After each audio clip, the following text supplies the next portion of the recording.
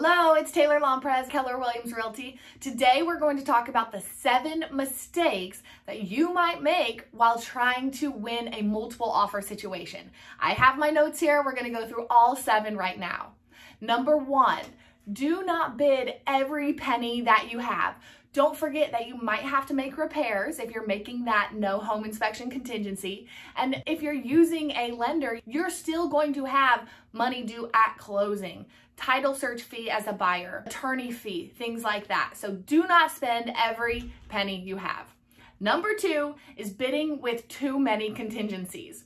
Right now, unfortunately, in this market, if you have a home to sell in a different state, let's get that home sold so we don't have to add that as a contingency here, because it's much weaker adding that home to sell contingency if a home just came on the market and it might have multiple offers. There's tons of options there. We can talk about that. Number 3 is offering on a home with no contingencies.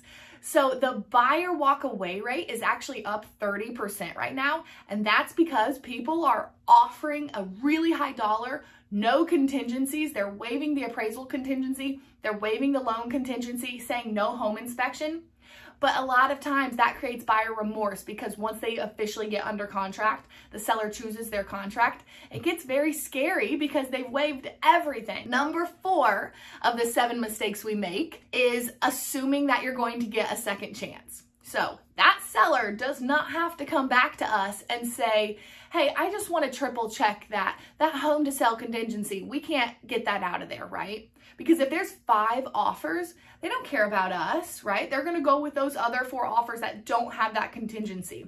I know I'm picking on the home to sell contingency, but that's just one of the many. Number 5, try not to use the term best and final, because on the flip side of what we just talked about, if you use the term best and final, some of those sellers might be scared to come back to you. They might say, listen, they said best and final, so they are not changing anything. So if you just leave that out of there and you say, here's our offer, that leaves the door open on either side. You can walk away, you can withdraw your offer, or they can come to you if you're one of the top 3 and they really do want to change something in your offer. Number 6 is using an escalation clause without an expiration date. That is number 6 of our 7 mistakes we make when trying to win an offer. Because if you're putting in an escalation clause, just a reminder, that's the offer price plus a price that you're willing to pay over any other offer up to a max price that you've chosen, okay? So that's what an escalation clause is, just as a reminder. So when you add that escalation clause in the offer and you send it, if there's no expiration date, then that seller could just hold your offer until other offers come in and it pushes your escalation clause up. So if you put your offer in on a Monday at noon, choose an expiration date, because by that expiration date, they've got to get back to you, and hold tight to that. If they do not get back to you, if you can emotionally get through it, withdraw that offer, okay? Otherwise, it's going to push all the way up to your max price anyway, to where you should have just offered that purchase price. Number 7 of mistakes we make when trying to win a multiple offer situation is not knowing the home's true value.